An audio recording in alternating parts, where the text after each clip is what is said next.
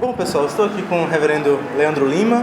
Acabou de palestrar sobre modo de batismo, né, aqui na nossa Semana Teológica no seminário. Reverendo, explica um pouco pra gente a questão do modo de batismo e como ele acontece, porque o senhor mesmo falou, né, que a palavra batismo, etimologicamente, significa mergulhar.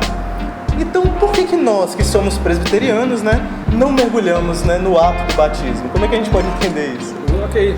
O termo em si, né, baptizo, bapto, o verbo, ele significa afundar, significa mergulhar. Não afundar até o fundo do rio, mas afundar, né? Como normalmente os batistas realizam o seu batismo. Esse é o significado etimológico, quer dizer, etimológico, que tem a ver com a raiz da palavra, que tem a ver com a origem da palavra, etc. Né? Certo. Por que é que nós não afundamos? Ou não temos nada contra quem afunde. Né? Esse é o primeiro ponto, né? Se o pessoal quiser se afundar, se o pessoal quiser mergulhar. É irmão, né? É irmão, tudo bem. Não tem nenhum problema. Mas nós entendemos que o sentido correto das palavras não é o sentido etimológico, mas o usual. Ou seja, qual é o uso que a palavra adquire? A gente teria vários exemplos em português para dizer, alguns até bem complicados, né? Por exemplo, certas palavras etimologicamente significariam até mesmo um palavrão, mas no uso comum, não.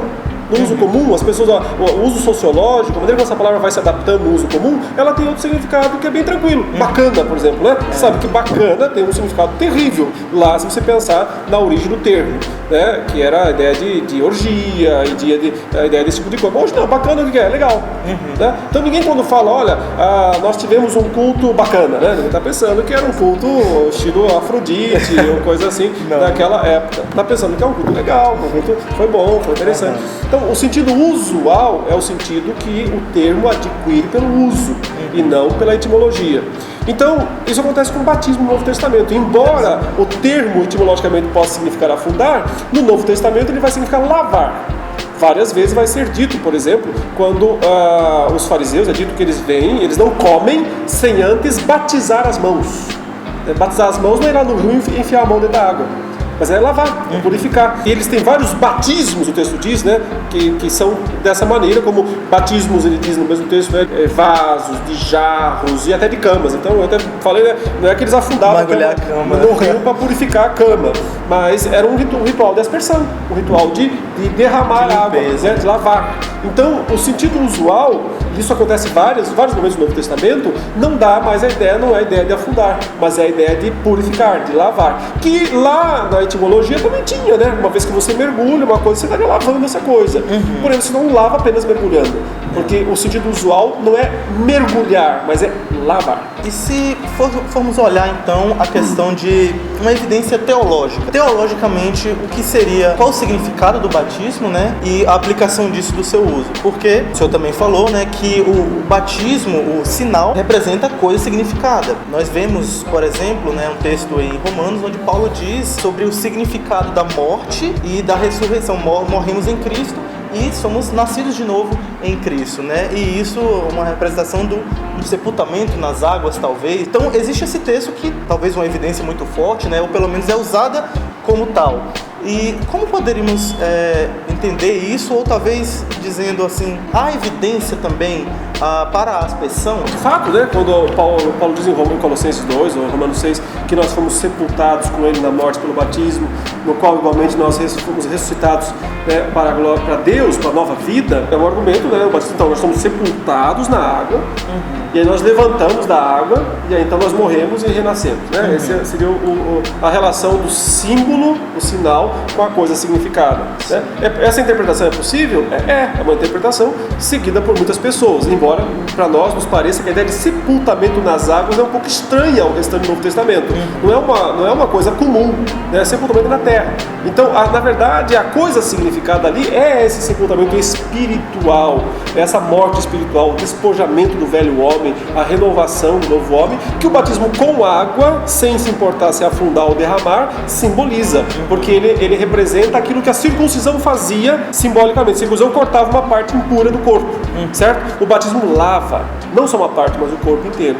Então, teologicamente, seria por aí. Agora, se a evidência teológica da aspersão, aí é dezenas, né? Muito mais. Por quê? Porque sempre que nós falarmos de redenção no Novo Testamento, a ideia de aspersão vai aparecer.